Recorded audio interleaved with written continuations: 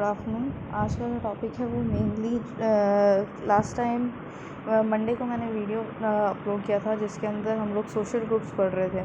तो social groups के अंदर ही अलग से और भी ग्रुप्स होते हैं, तो उनके बारे में अब हम उसका कंटिन्यूएशन में पढ़ेंगे।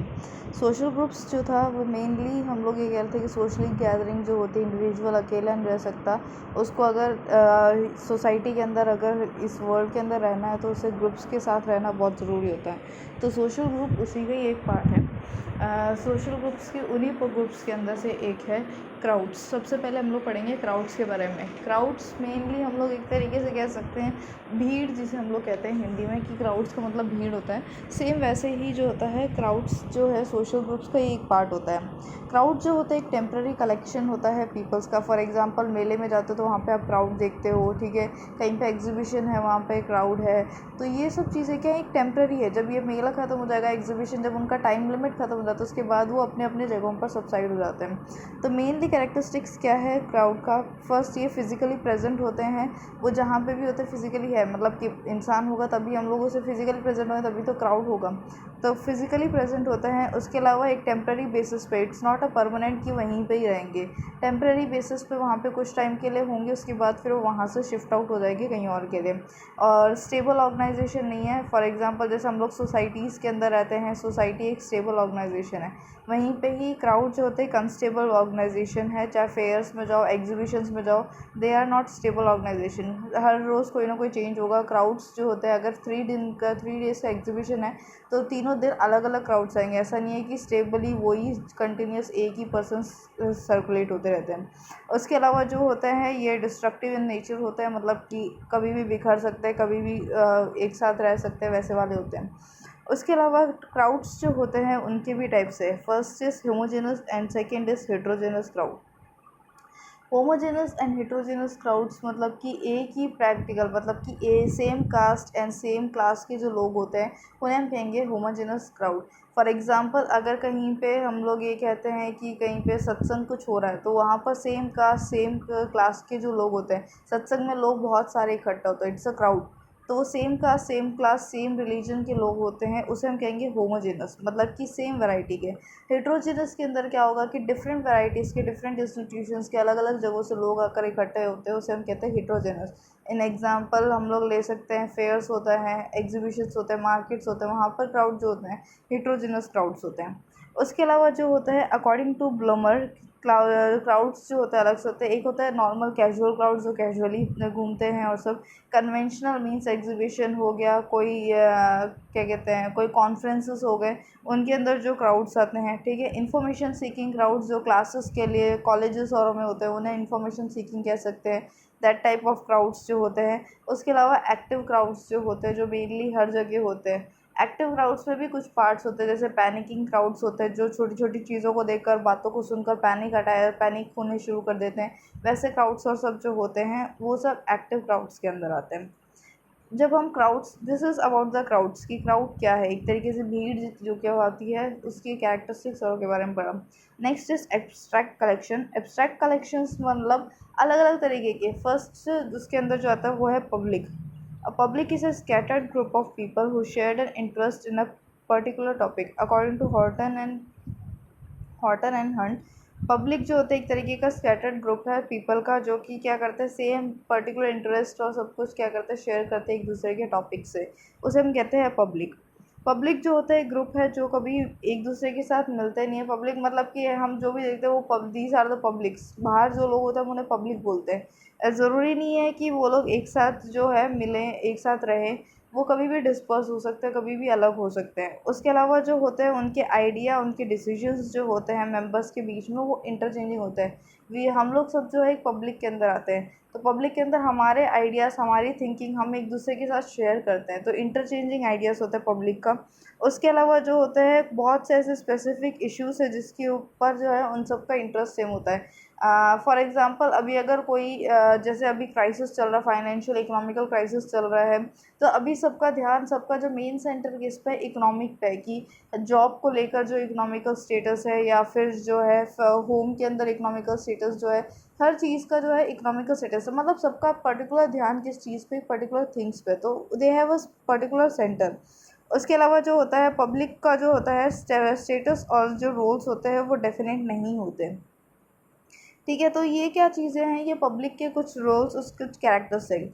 पब्लिक के बाद जो होता है नेक्स्ट आता है ऑडियंसेस। ऑडियंसेस मतलब कि मेनली वो उन लोगों को हम कहते हैं जो देखते हैं, जो कहीं पे पार्टिसिपेट करते हैं। फॉर एग्जांपल अगर मैंने कोई कॉन्फ्रेंस ले रखा है और मेरे कॉन्फ्रेंस के अंदर बहुत सारे 50 to 60 लोग पीपल्स आए हुए हैं, तो वो क्या है, एक तरीके से मेरे यहाँ पर क्या है, ऑडियंस है जो कि पार्टिसिपेट कर रहे हैं मेरे कॉन्फ्रेंस के अंदर। ठीक है, it is a crowd form a specific period of time based on specific loss. कुछ स्पेसिफिक लॉस के लिए, कुछ स्पेसिफिक टाइम, स्पेसिफिक डे के लिए आए हुए हैं। फॉर एग्जांपल अगर आज का है तो सिर्फ स्पेसिफिकली आज के लिए एक 1 or 2 आवर्स के लिए वो लोग क्या है इकट्ठे हुए हैं, आए, उसे हम कहेंगे ऑडियंस। कैरेक्टरिस्टिक्स ऑडियंस का ये होता है कि उनके पास एक स्पेसिफिक पर्पस होता है। जिस तरीके से पब्लिक वालों के पास कोई स्पेसिफिक पर्पस नहीं है, कहीं पे भी कभी भी गैदर हो जाना और सब कुछ, मगर ऑडियंस के पास स्पेसिफिक पर्पस होता है, टाइम होता है, प्लेसेस होता है, वो हर चीज़ को लेकर स्पेसिफिक होते हैं। उसके अलावा जो होता है ऑडियंस जो होते हैं वो कभी भी मेनली एक्टिव रहते हैं। जो हमारा पार्टिसिपेंट होता है मीन्स मेनली जो उसको कॉन्फ्रेंसेस को लीड कर रहा है या फिर जिस चीज़ के लिए भी वो लोग ऑडियंस बन कर आए हैं, उनका जो पार्टिसिपेंट होता है उसके साथ क्या होता है, परफॉर्मर्स के साथ एक्टिव रहते हैं, उसकी चीज़ स्पीक्स, उनकी चीज़ों को सुनते हैं। उसके अलावा जो होते हैं हंसना रोना सब एक साथ ही होता है। फॉर एग्जांपल अगर हम मूवी देख रहे हैं तो मूवी के अंदर हम लोग ऑडियंस है, ऑडियंस के अंदर अगर कोई लाफिंग, अगर मूवी के अंदर कोई हंसने का सीन आ सब एक साथ हंसते हैं, रोने का सीन आता तो सब एक साथ इमोशनल्स होते हैं। तो ये सब चीज़ें क्या हैं, ये ऑडियंस है जो एक साथ हर चीज़ के ऊपर वो करते हैं, रिस्पॉन्ड करते हैं। Next we are going to the social process. Social group के अंदर जब इन सब चीज़ों के बाद कुछ सोशल प्रोसेसेस भी होते हैं, मतलब सोशली सोसाइटी के अंदर इट्स कॉमन, जो उसे हम कहेंगे सोशल प्रोसेस। जो कॉमन है सबसे पहला क्या है, कंपटीशन। कंपटीशन मतलब कि हम लोग क्या है, हमेशा सोसाइटी में ये कॉमन है, चाहे छोटे हो, बच्चे हो, बड़े हो, हर एक के बीच में ये चीज़ कॉमन है। It's a competition between each and every. अगर हम लोग ऑफिशियल देखते हैं, ऑफिस के अंदर कंपटीशन विद द एम्प्लॉयज़, एक दूसरे के साथ जो सेम लेवल पर एम्प्लॉयर्स उनके बीच में कंपटीशन होना। स्कूल्स में अगर देखा जाए तो स्टूडेंट्स के बीच में competition for first rank, second rank, ठीक है, एजुकेशनल लेवल्स के लिए। अदर एक्टिविटीज़ में देखा जाए तो हर चीज़ में कंपटीशन है, इट्स कॉमन। तो ये क्या है, एक तरीके से सोशल प्रोसेस है। Competition is an interaction with और विदाउट सोशल कॉन्टैक्ट। इसके लिए स्पेशल सोशल कॉन्टैक्ट की या सोशल जो है, मतलब कि हम लोग ये कह सकते हैं कि पर्सनल कॉन्टैक्ट की ज़रूरत नहीं है। Social contact, personal contact, competition किसी के भी बीच में हो सकता है, कभी भी हो सकता है। तो इट्स अ कंपटीशन जो सोसाइटी के अंदर होता है। इसके कुछ कैरेक्टरिस्टिक्स है, ये यूनिवर्सल होता है जो हर फील्ड में हम देख सकते हैं। पर्सनल भी होता है, इम्पर्सनल भी होता है। तो दोनों तरीके के कॉम्पिटिशन्स होते हैं। कंटिन्यूस होता है, गोल्स लिमिटेड होते हैं, क्योंकि कंपटीशन में हमें पता है कि इस एक पर्टिकुलर टारगेट पे हमें जाना है, तो वो उसी एक पर्टिकुलर चीज़ के लिए हम लोग कम्पीट करते हैं। तो दैट इज़ गोल कि हम लोग का एक लिमिटेड है, पर्टिकुलर है। उसके अलावा कंपटीशन जो होता है चेंज होता रहता है, कभी किसी के साथ, कभी किसी के साथ। It's a dynamic process, it's not कि फिक्स प्रोसेस कि हमें इसी एक के साथ लड़ना है, नहीं। कंपटीशन हम किसी के भी साथ कर सकते हैं, तो it is a dynamic process. Competition के बाद सोसाइटी के अंदर, सोशल प्रोसेस के अंदर जो नेक्स्ट आता है, it's a cooperation. Cooperation means एक दूसरे के साथ जो है सहमति कर कर, एक दूसरे के साथ नॉर्मली कॉपरेट कर कर हम चीज़ों को लेकर चलते हैं सोसाइटी के अंदर। That is called cooperation. It is a form of social interaction where 2 or more persons work together to gain a common end. Mainly cooperation, अगर हमें किसी चीज़ के अंदर ज़रूरत है 2 या 3 लोगों के साथ, हम उनके साथ कम्पीट नहीं कर सकते, हम उनका कॉपरेशन लेंगे ताकि हम उस एक पर्टिकुलर टास्क को लीड कर सकें।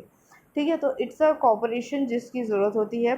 कॉपरेशन जो होता है कॉन्शियस प्रोसेस होता है, पर्सन कॉन्शियस होता है कि वो कहाँ पर कॉपरेट कर रहा है, किस चीज़ के लिए, उसका अपना जो होता है थिंकिंग प्रोसेस सब कुछ क्लियर होता है। उसके अलावा यूनिवर्सल प्रोसेस होता है, लाइफ लॉन्ग प्रोसेस होता है और कॉमन गोल होता है। कॉम्परेशन के बाद आता है नेक्स्ट कॉन्फ्लिक्ट। कॉन्फ्लिक्ट मीन्स हर चीज़ के अंदर कोई ना कोई साइड इफ़ेक्ट्स है, उसके लिए जो होता है कॉन्फ्लिक्ट्स क्रिएट होता है। यूनिवर्सल प्रोसेस होता है, पर्सनलाइज्ड होता है। इसके अलावा जो होता है कल्चर और कॉन्शियस एक्टिविटीज़ के साथ होता है। So these are the social process जो कि होते हैं mainly cooperation, competition and conflicts. उसके अलावा जो होता है नेक्स्ट इज़ एकोमोडेशन। एकोमोडेशन का मतलब ये है कि जो मैन जो अटेन करता है अपनी हार्मनी, मतलब अपने एनवायरनमेंट के साथ रहकर उसके साथ सूटेबल एनवायरनमेंट के साथ एडजस्ट करना जिसे हम कहते हैं, और वहीं पे रहना शुरू कर देते हैं, उसे हम कहते हैं एकोमोडेशन। जो कि एक तरीके से यूनिवर्सल होता है। इसके अंदर एकोमोडेशन के अंदर जो ह्यूमन बीइंग है उसके जो है दोनों जो है इमोशंस एक साथ आते हैं, लव एंड हेट इमोशंस एक साथ आते हैं। ये सब चीज़ें एकोमोडेशन के अंदर होती हैं। वहीं पे एसिमुलेशन जो होता है मतलब कि एक दूसरे के कल्चर्स को गेन करना, उन्हें एक्सेप्ट करना, it is called the assimilation. Assimilation के अंदर जो होता है वो एक तरीके से टू वे प्रोसेस होता है, जिसके अंदर कि दोनों को एक दूसरे को एक्सेप्ट करना होता है। इट्स नॉट कि one person has to accept. अगर दोनों एक दूसरे को एक्सेप्ट करेंगे तभी क्या होगा, वहाँ पर कुछ कॉपरेशन के साथ चीज़ें आगे जाएगी सोसाइटी के अंदर। Last is the isolation. Isolation का मतलब ये है कि एक इंसान को टोटली सोसाइटी के साथ बाकी सब चीज़ों से आइसोलेट कर देना, अलग कर देना। इट इज़ कि way communication, interaction, social contact, हर तरीके से इंसान को अलग कर देना, उसे हम कहेंगे isolation. The person is not having any contact with the society और social groups, any other groups, तो उसे हम कहते हैं आइसोलेट। कुछ कई बार पर्सनल आइसोलेशंस भी होता है, कई बार अलग से भी आइसोलेशंस होते हैं। So this is the main thing जो कि अफेक्ट करता है इंसान को, आइसोलेशन, क्योंकि इससे मेंटली फिजिकली जो है पर्सन को बहुत सी प्रॉब्लम्स हो सकती हैं। This is the topic according about the crowds and social groups. Thank you.